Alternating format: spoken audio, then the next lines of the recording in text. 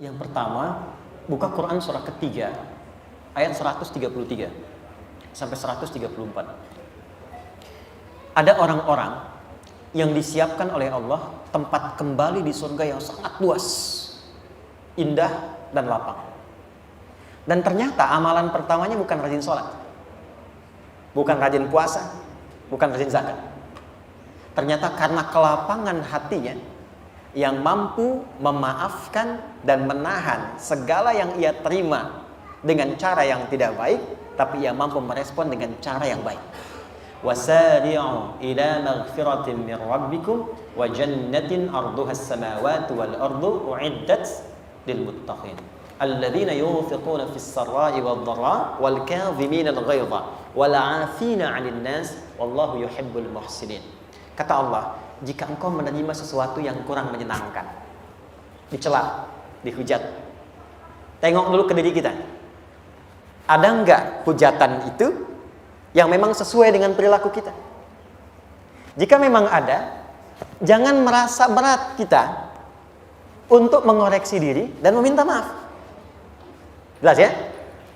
Maka lihat siapa yang menghujat. Apakah orang yang berilmu? Orang yang saleh? Yang soleh itu kalau mencela, tidak mungkin soleh mencela kepada sesuatu kecuali ada perbaikan di dalamnya. Karena lawan soleh itu salah. Jadi kalau orang soleh itu mencela kepada yang salah untuk diperbaiki kesalahannya. Salah mencela kepada yang soleh karena memang iri hati dengan kebaikannya. Jadi kalau ada seseorang menghujat, mencela, tanya, betul nggak isi hujatan itu ada dalam diri kita? Kalau ada, wasari'u ila maghfirah. Jangan tunggu waktu dan gengsi untuk mengevaluasi. Kata Allah, hei, rendahkan dirimu untuk menerima itu dulu, lalu koreksi. Tapi kalau tidak ada itu, yang diberikan tidak sama, yang dituduhkan tidak serupa, maka apa yang terjadi? Perhatikan kalimatnya. Wa jannatin arduha as-samawati wal ardu. Aku tawarkan, aku siapkan, kata Allah, surga seluas langit dan bumi. Jadi ada orang yang mendapatkan tempat di surga, tempat itu seluas langit dan bumi. Silakan. Mau maraton, mau koprol, mau olahraga, apa seluas langit dan bumi. Dan indah. U'iddat lil muttaqin, aku siapkan untuk orang takwa. Apa ciri orang takwa yang ada di sini? Satu, alladzina yunfiquna fis sarra'i wad dharra. Satu, gemar berbagi. Baik dalam keadaan lapang ataupun sulit. Kalau sedang lapang berbagi, wajar ya. Tapi sedang sulit masih berbagi, itu luar biasa. Nah, kaitan dengan pertanyaan Anda tadi, perhatikan kalimat seterusnya. Wal kadhiminal ghaidha. Yang pertama setelah itu dia sanggup menahan amarah. Maka kalau ada yang mencela, menghujat dan isi celaannya nggak sesuai dengan keadaan kita, jangan marah dulu kata Allah. Tahan dulu. Ya. Mungkin dia itu mencela, boleh jadi dengan maksud tertentu yang belum bisa kita baca. Mungkin ada keperluan yang belum terpenuhi, dia mencela. Mungkin ada sesuatu persoalan yang ingin dia ungkapkan, dia tidak menemukan jalan, dia harus mencela. Tadi saya ada pertanyaan di IG, saya lihat, saya belum jawab beberapa, buka tanya jawab. Ustadz, apa hukumnya berbagi tanpa tersenyum?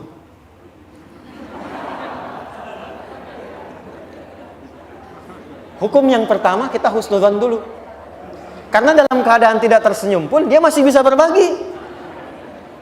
Ada orang yang udah nggak bisa senyum, nggak bisa bagi gitu kan. Yang kedua, boleh jadi dia memang sedang punya persoalan yang sedang dia pikirkan, sehingga koneksinya tidak nyambung dengan kegiatan yang sedang dia lakukan. Dia berpikir di dimensi lain, tapi mengerjakan perbuatan di masa kini, sehingga dia menyampaikan sesuatu, pikirannya di tempat lain.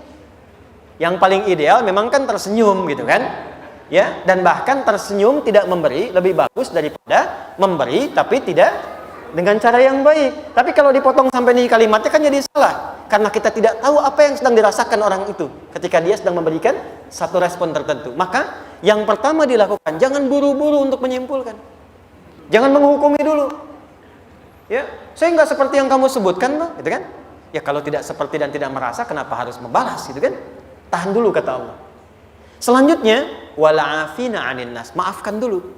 Boleh jadi dia berbuat karena motivasi yang belum kita ketahui. Setelah itu, kalau dianggap penting untuk diklarifikasi, tanyakan. Saya minta maaf kalau memang, nah ini masuknya harus seperti itu. Jadi ada orang-orang, mohon maaf, yang memang tidak menerima klarifikasi, maunya kita salah. Ya. Yang hebat kan seperti istri ya. Istri ya. Istri itu ada salah satu prinsip yang sangat luar biasa. Istri itu tidak pernah menginginkan suami salah, tapi menginginkan suami harus merasakan bahwa istri memang benar.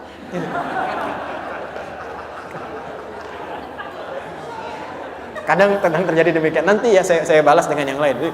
Masuk dulu sini. Jadi yang pertama, kalau memang itu dianggap penting untuk ditanyakan, masuk tapi dengan jalan yang lembut. Masuknya bagaimana? Ada orang keras yang tidak menginginkan apapun dari kita kecuali maaf. Maka datang dengan mengatakan, saya mohon maaf. Kalau selama ini memang ada tindakan sesuatu yang kurang tepat, kurang baik, saya tidak akan mencari argumentasi untuk membela. Tolong maafkan saya. Dan mohon izin dari apa yang tadi kamu sebutkan, kira-kira bisa ditunjukkan supaya saya bisa koreksi. Biasanya kalau sudah seperti itu ada dua tingkat. Kalau orang masih kekeh, di situ dia akan mulai menurun. Ya sudah nggak apa-apa, aku maafkan. Tapi di belakang dia berpikir. Dan itu sudah menurunkan tensi untuk memperbaiki diri. Tapi kalau dia ingin berubah menjadi baik, maka dia akan menerangkan dengan sesungguhnya. Saya juga minta maaf. Sebetulnya saya nggak suka kamu kemarin begini. Ya udah, saya katakan aja begini, dan begini. Maka didapatkanlah jalan tengah untuk itu semua, tapi ambil tawaran Allah, karena tawaran manusia belum tentu memenuhi apa yang kita harapkan. Kata Allah, kalau ada orang mencela, kalau ada orang menghujat tidak seperti yang digambarkan, tahan amarah, jangan marah dulu. Kedua, maafkan, lapangkan hati. Kalau dipandang patut diklarifikasi, datang, turunkan diri kita. Kalau perlu minta maaf, minta bimbingan, minta petunjuknya, dan tunjukkan di balik yang disoal itu supaya diperbaiki.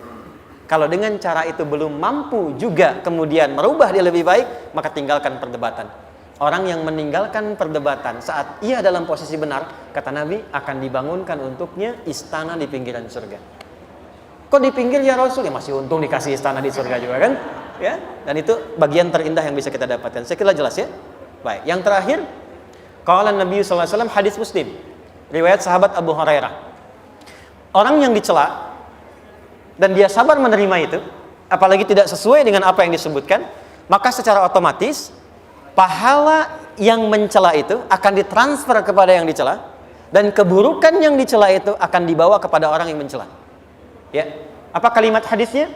Atadrunal muflis, tahukah kalian orang yang bangkrut?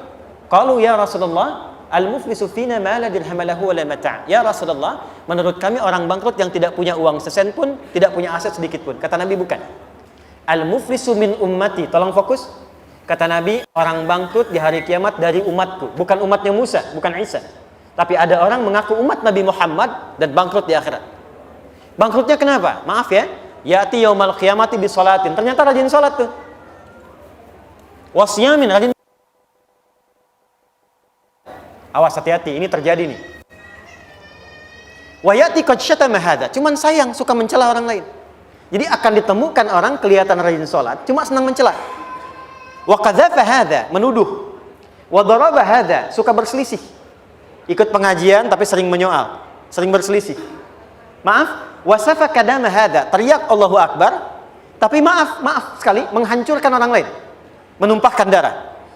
Tembak orang, bom orang, bunuh orang, dan mengucapkan kalimat takbir, mengucapkan kalimat-kalimat thayyibah, tapi menumpahkan darah. Terjadi nggak sekarang? Saya waktu ada kejadian bom di Jalan Tamrin, saya di Lampung gitu. Pertanyaan pertama jamaah, Ustaz, apakah bom di Jalan Tamrin itu termasuk jihad fisabilillah? Saya bilang, Pak, sependek pengetahuan saya, jihad fisabilillah itu jihad di jalan Allah, bukan di Jalan Tamrin. Oh, kita terangkan kaidahnya itu pelan-pelan. Tapi itu terjadi. Nah, kalau itu kejadian, perhatikan rumusnya. Tu'khadhu hadza min hasanati wa hadza min hasanati. Kalau ada orang sholat, setelah itu mencela orang lain, maka pahala sholatnya dipindahkan kepada orang yang dicela itu. Makanya sabar itu, sabar bukan kalah. Ketika kita sabar dan memaafkan, urusan kita dengan orang itu akan diselesaikan. Tapi urusan dia dengan Allah belum selesai. Dan ketika diselesaikan, kita tidak akan kepikiran lagi tentang persoalan dengan orang itu. Jadi kalau kita sudah memaafkan dan menahan diri, nanti akan dilupakan oleh Allah, nggak ingat lagi masalah itu. Kita bisa move on mengerjakan yang lain. Tapi dia akan selalu ingat kita. Dan yang paling berbahaya, kalau tidak ditopati, tidak ditaubati, itu akan istidraj. Terus mencari kesalahan, sampai bahkan tidak pernah merasa bosan. Itu yang bahaya. Jelas ya? Baik, saya kira itu ya.